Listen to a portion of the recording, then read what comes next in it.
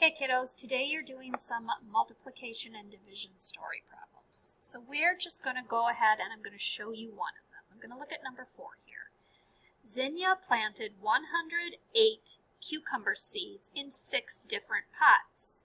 How many cucumber seeds are in each pot? Well, to do that, I might draw a picture. So I have 6 different pots.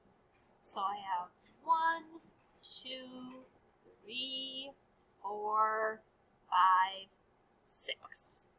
And I have 108 seeds. Well, that is a lot of seeds. So I don't want to go by tally marks and do 1, 2, 3, 4, 5, 6, 7, 8. That would take me forever. So we have to come up with a more efficient way to do this problem. Well, what if I put 10 seeds in right away? Let's try that. So I have 10, another 10, that's 20, 30, 40, 50, and 60. Well, I know I can't do another 10 in each because that would be 120. I'm going to try 5. So I have, let's see, and then I put a 5.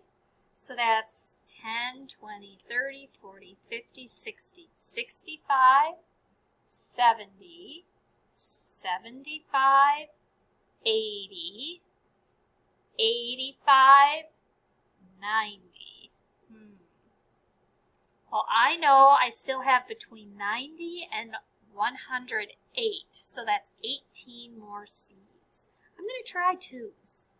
So again, I have 10, 20, 30, 40, 50, 60, 65, 70, 75, 80, 85, 90, 96, 97, 98, 99, 100, 101, 102, 103, 104, 105, 106, 107.